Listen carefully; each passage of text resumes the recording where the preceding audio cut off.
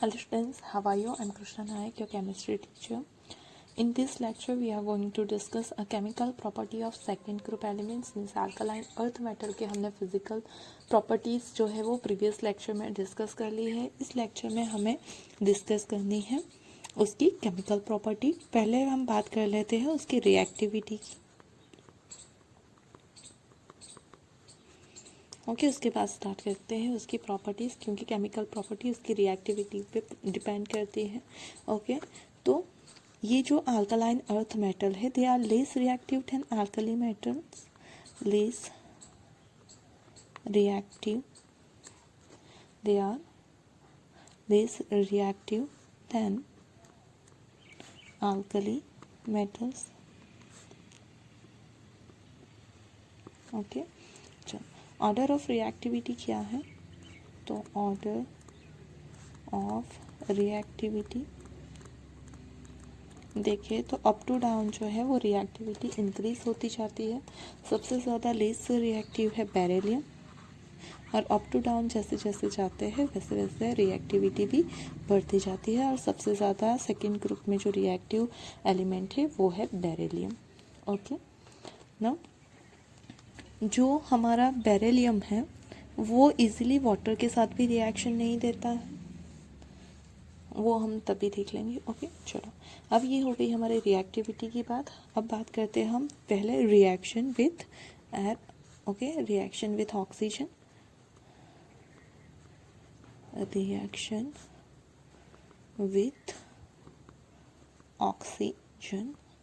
Okay तो जो alkaline earth metal है वो ऑक्सीजन के साथ रिएक्ट करके MO टाइप के ऑक्साइड फॉर्म करती है. Alkaline earth metals react with O2 to form MO type oxide.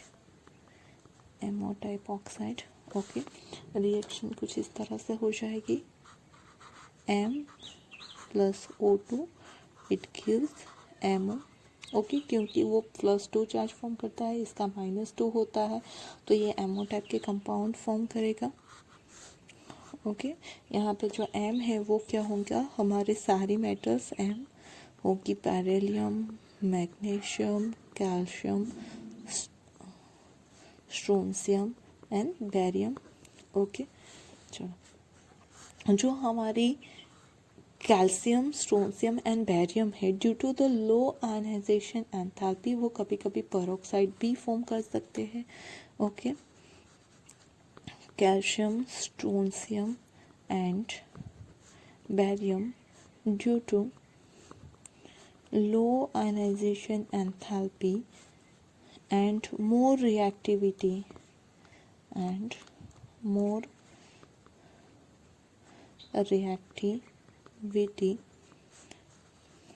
can form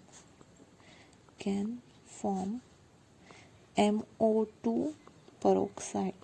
okay MO2 मतलब पेरोक्साइड्स फॉर्म कर सकते हैं एट लो टेम्परेचर.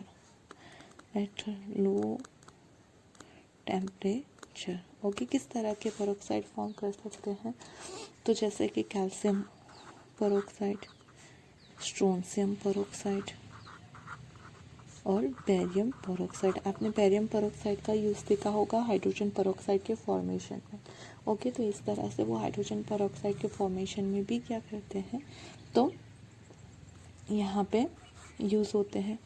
ना ये जो ऑक्साइड होते हैं तो ऑब्वियस है मेटल के ऑक्साइड है तो बेसिक इन नेचर होंगे, लेकिन जो BeO है, okay barium oxide, it is a amphoteric in nature.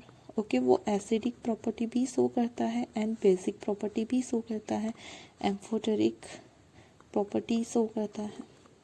Okay ना, जो मैग्नीशियम ऑक्साइड है, it is a weak base. Basic तो है लेकिन कैसा है, वीक बेस है.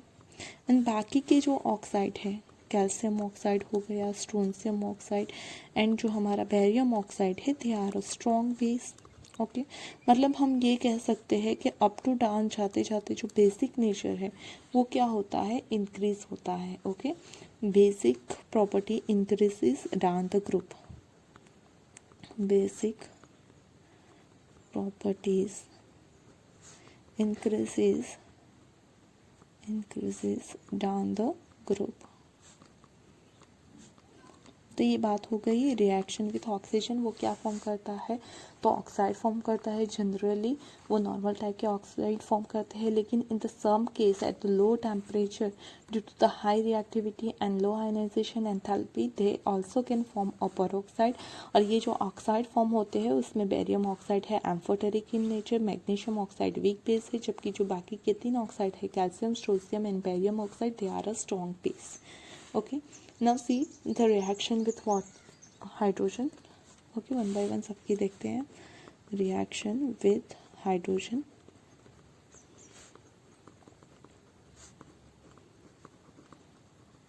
like alkali metals they form a hydride। okay तो except beryllium all the alkaline metals form MH2 type hydrides। Okay वो क्या करेगा, MH2 टाइप का हाइड्राइड फॉर्म करेगा। Now you can see that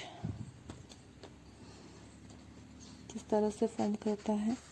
तो ये हो गया हमारा M प्लस H2 फॉर्म करेगा MH2, जहाँ पे जो M है वो प्रेजेंट होंगी हमारी Mg, Ca, strontium and barium. Okay and by ये जो हाइड्राइड है उन्हें अगर हम हीट करते हैं then they will form directly H2 on the heating they directly form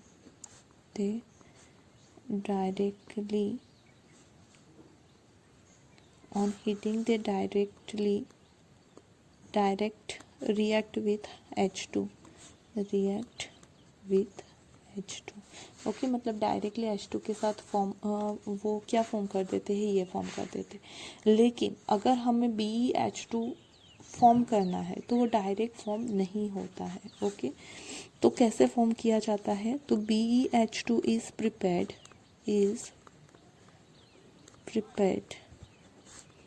by action of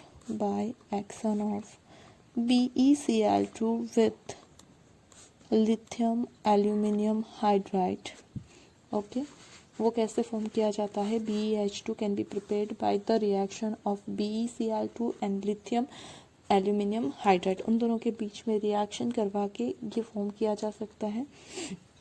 मतलब ये हो गया हमारा BeCl2 एंड ये हो गया लिथियम एल्यूमिनियम हाइड्राइड। उन दोनों के बीच में रिएक्शन कैरिड आउट होती है एंड मिलता है BeH2 plus LiCl plus AlCl3। Okay तो इस तरह से बेरियम हाइड्राइड फॉर्म किया जाता है। बाकी के हाइड्राइड डायरेक्टली हाइड्रोजन के साथ उसे हीट करने पे फॉर्म हो जाते हैं। ओके ये जो बेरिलियम हाइड्राइड है और मैग्नीशियम हाइड्राइड है दे आर कोवेलेंट, बाकी के अदर क्या है ionic in nature. BeH2 and MgH2 are covalent, others are ionic। Okay इन दोनों के सिवा जो बाकी के हैं वो आयनिक हाइड्राइड फॉर्म करते हैं और इनके हाइड्राइड जो है वो पोलीमराइज भी हो सकते हैं, मतलब कि एक हाइड्राइड दूसरे हाइड्राइड के साथ तो कंबाइन हो जाता है। So we can say that Be and Mg have tendency of polymerization। Okay किस तरह से है पोलीमराइजेशन शो करते वो दिखाती हूँ। बात करते हैं हम वाटर के साथ के रिएक्शन की। Reaction with water okay. तो ये जो है वो वाटर के साथ रिएक्ट करके क्या फॉर्म करेंगे, तो अल्कली फॉर्म करेंगे, ओके, मीन्स बेस फॉर्म करेंगे। तो this metal react slowly this metal react slowly with water to form H2 and metal hydroxide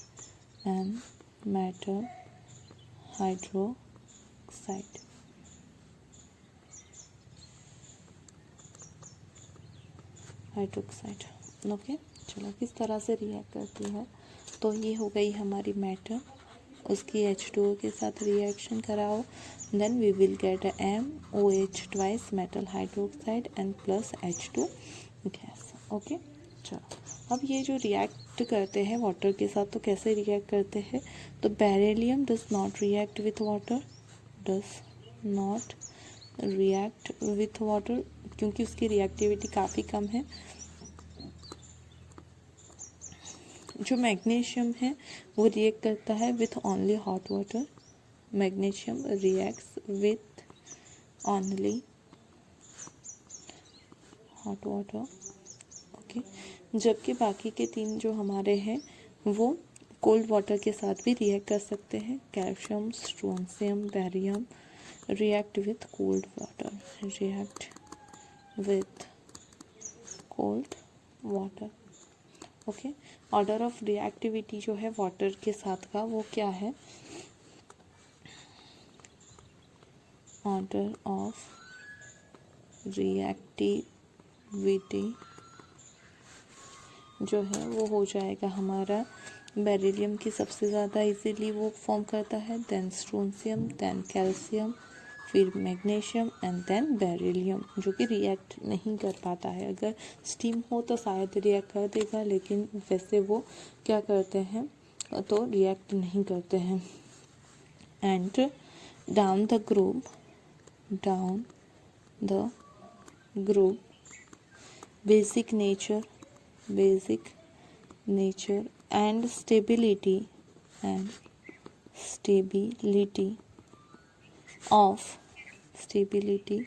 of hydroxide increases, okay. Up to down में क्या होगी, इंक्रीज होगी stability of that hydroxide, and साथ में उसका basic nature भी increase होगा। Now see the halides, or we can say that the reaction with halogen,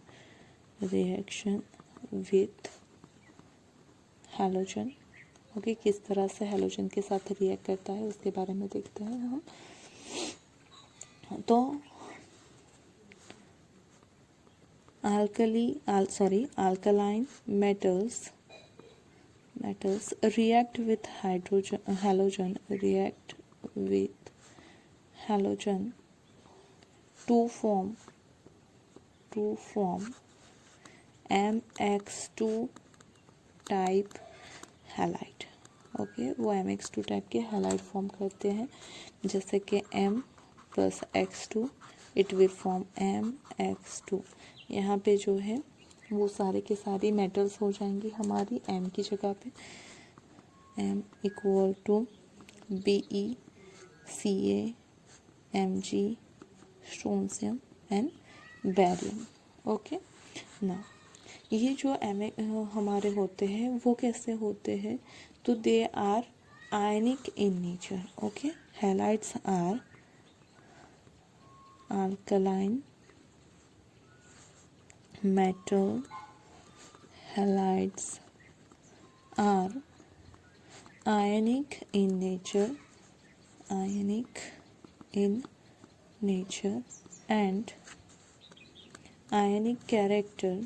and ionic character increases down the group,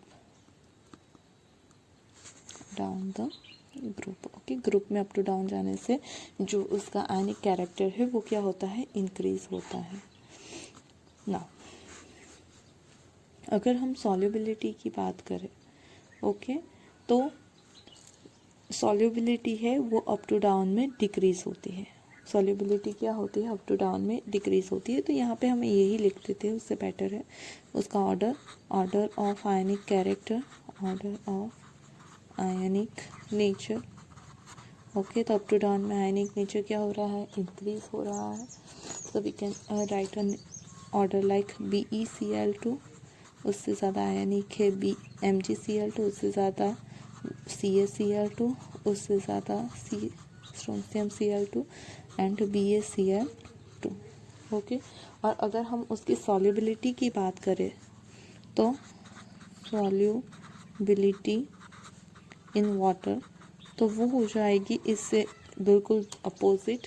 okay, BeCl2 can be easily soluble in water then MgCl2, then CaCl2, strontium Cl2 and BaCl2 is insoluble in water। Okay, और यहाँ पे जो मैंने आपको बताया था कि वो किस तरह से पोलीमराइजेशन कंपाउंड फॉर्म करते हैं वो मैं आपको दिखा देती हूँ। ओके, तो जो एक BeCl2 है वो दूसरे BeCl2 के साथ कंबाइन होके क्या कर सकता है? तो पॉलीमर जैसा फॉर्म कर सकता है कुछ इस तरह से कि यहाँ पे हो गया हमारा Be, ओके, Cl2 था हमारा, तो ये एक Cl2 हो गया। नाउ वो क्या करेगा? ये दूसरा Be, उसका Cl, ओके, ये तीसरा Be, उसका Cl। अब क्या करेगा? तो ये जो है वो कुछ इस तरह से उनके साथ बॉन्ड फॉर्म करेगा। ओके, मतलब इन दोनों के बीच में भी बॉन्ड फॉर्म होगा, इन दोनों के बीच में भी, ये इसके साथ, ये इसके साथ, इस तरह से क्या, तो ये वो पॉलीमर फॉर्म कर सकते हैं। मतलब BeCl2 है वो पास के BeCl2 के साथ भी क्या अपने बॉन्ड फॉर्म कर सकता है, और ये जो बॉन्ड है उसे बोलते हैं हम ब्रिज बॉन्ड। ओके, उसे क्या बोलते हैं? Bridge bond. तो यहाँ से ब्रिज बॉन्ड फॉर्म करके वो क्या कर सकता है? पॉलीमराइजेशन करके पॉलीमर जैसा कंपाउंड फॉर्म कर सकता है। कौन? Beryllium and magnesium. Now see the carbonates of second group elements. Okay, किस तरह के कार्बोनेट फॉर्म करते हैं और उसका नेचर क्या होता है उसके बारे में बात करते हैं। तो all alkaline metals form on alkaline metals form MCO3 type carbonates.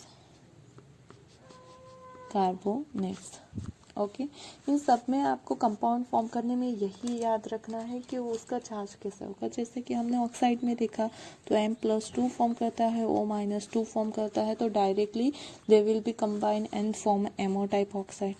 Okay, halide की बात करो तो M+2 फॉर्म करता है, X-1 होता है, तो X को हमें 2 से मल्टीप्लाई करने का पड़ेगा, so it will form MX2 type halide. Okay, उसी तरह से M जो है वो +2 होता है, OH- होता है, तो हाइड्रोक्साइड के फॉर्म में भी वो MOH ट्वाइस फॉर्म करेगा। ओके, कार्बोनेट की बात करें तो M+2 होता है और कार्बोनेट CO3-2 होता है, तो वी कैन से दैट कि वो डायरेक्टली MCO3 टाइप के कार्बोनेट फॉर्म करेंगे। ओके, तो उसके चार्ज के अकॉर्डिंग आपने 10th में पढ़ा ही है कि कैसे कंपाउंड फॉर्म कर सकते हैं, तो यहाँ पे आप उसकी जनरल फॉर्मूला इजीली लिख सकते हो। ओके, ना तो वो जो है वो सब इस टाइप के क्या कार्बोनेट्स फॉर्म कर सकते हैं। All carbonates can be decompose, all the carbonate decompose on heating। और किस तरह से डिकम्पोज होते हैं, तो यहाँ पे जो है हमारा सपोज के MCO3 है कार्बोनेट, उसे हीट करोगे, then metal oxide plus carbon dioxide gas form होगा। तो कुछ इस तरह से जो मेटल कार्बोनेट है वो डिकम्पोज होते हैं, एंड जो उसकी स्टेबिलिटी है उसका ऑर्डर लिख लेते हैं, ऑर्डर ऑफ स्टेबिलिटी। तो जो कार्बोनेट है उसकी स्टेबिलिटी अप टू डाउन जाते जाते क्या होती है, बढ़ती है। तो सबसे हाईएस्ट जो स्टेबल होगा वो होगा हमारा barium carbonate, then strontium carbonate, then calcium carbonate, then MgCO3 and सबसे लेस स्टेबल है हमारा BeCO3। ओके, मतलब जो कार्बोनेट्स है उसकी stability up to down increase होती है। Okay, now talk about the nitrates.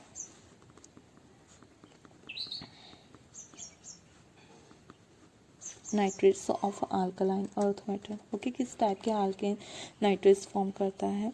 तो alkaline earth metal, alkaline metal earth metal, earth metals forms MnO3 twice type nitrates। Okay, क्योंकि जो है NO3-1 होता है या M+2 होता है, तो ऑब्वियसली वो किस तरह के नाइट्रेट फॉर्म करेगा, MnO3 टाइप के नाइट्रेट फॉर्म करेगा। Okay, now down the group क्या होता है, उसकी स्टेबिलिटी इंक्रीज होती है।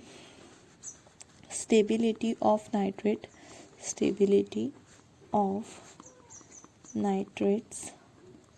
increase down the group,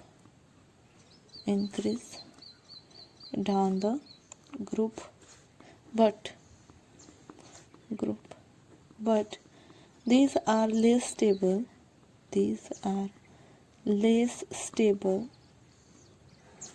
than first group due to smaller atomic size। Okay, due to smaller atomic size वो क्या होंगे, तो लेस स्टेबल होंगे। ओके, ना जब उसे हीट किया जाता है तो वो डिकम्पोज हो जाते हैं किस में, तो ऑल अल्कलाइन मेटल नाइट्रेट और alkaline metal nitrates on heating gives oxides NO2 and O2। Okay, किस तरह से डिकम्पोज होते हैं, तो ये हो गया हमारा metal nitrate MnO3 twice. Okay, अगर उसे हीट किया जाए तो वो कन्वर्ट हो जाएगा MO में, प्लस फॉर्म करेगा NO2 gas plus O2 gas. Okay, तो इस तरह से जो नाइट्रेट्स है वो डिकम्पोज होते हैं। तो ये हो गया हमारा नाइट्रेट्स। अब देखते हैं नाइट्राइट।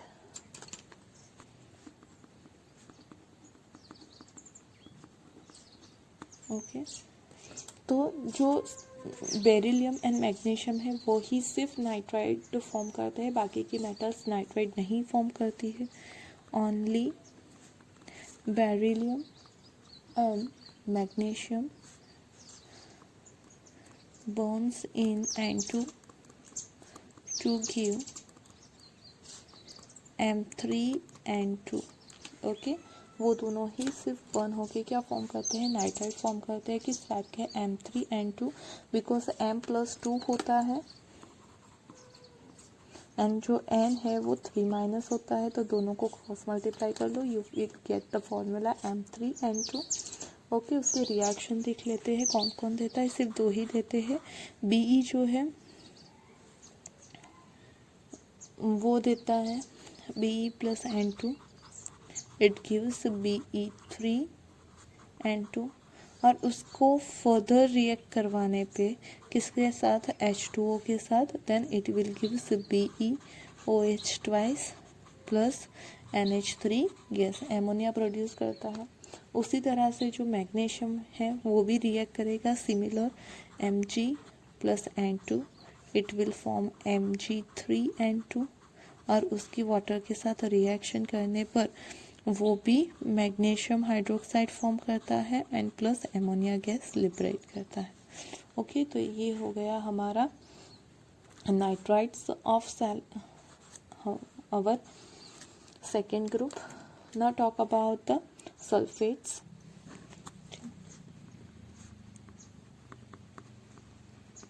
सल्फेट्स तो किस टाइप के सल्फेट फॉर्म करते हैं और उसकी प्रॉपर्टी देखते हैं हम। तो alkaline metals form MsO4 type sulphate, MsO4 type sulphate form करते हैं। ओके, उनका जो आयनिक कैरेक्टर है वो अप टू डाउन इंक्रीज होता है। Ionic nature of metal sulfate is increased down the group,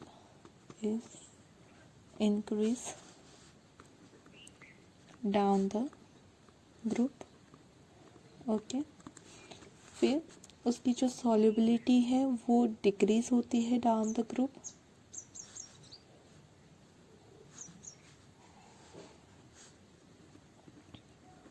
solubility decrease down the group,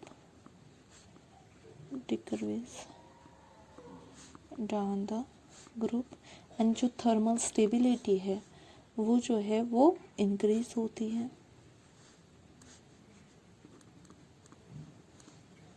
thermal stability increase down the group.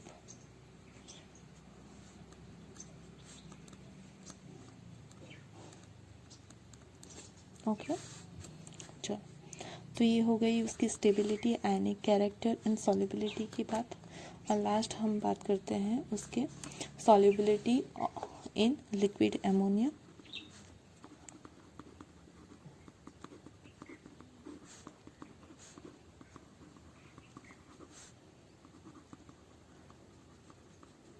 Okay, ammonia के अंदर किस तरह से सॉल्युबल होते हैं उसकी बात कर लेते हैं। तो only calcium, strontium and barium gives blue solution due to ammoniated electron। मैंने आपको बताया था अल्कली मेटल्स में भी कुछ इस तरह से ही होता था। ओके, एक इलेक्ट्रॉन फ्री इलेक्ट्रॉन जनरेट होता है और उसकी वजह से वो डीप ब्लू कलर का सॉल्यूशन फॉर्म करता है। ओके, यहाँ पे भी सिर्फ ये तीन जो है वो क्या करेंगे, तो एमोनिया में डिसॉल्व होंगे और ब्लू कलर का सॉल्यूशन फॉर्म करेंगे। जबकि जो हमारे बेरियम एंड मैग्नीशियम है, okay, barium and magnesium are small in size and have high ionization enthalpy, so do not dissolve in liquid ammonia। Okay, बाकी के सब डिसॉल्व होते हैं लेकिन ये जो है वो डिसॉल्व नहीं होते हैं लिक्विड एमोनिया में।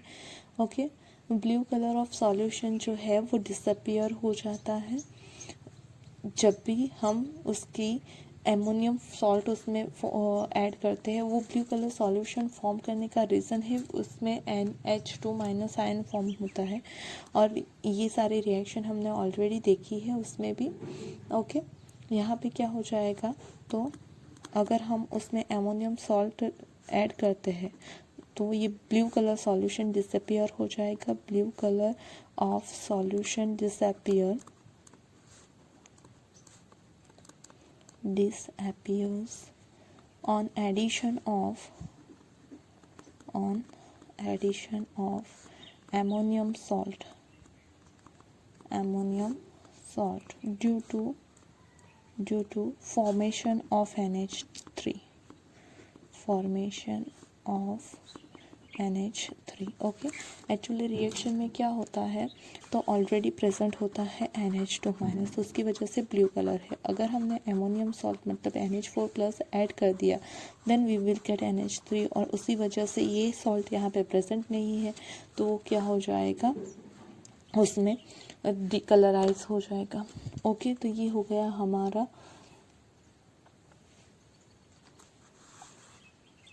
solubility in liquid ammonia.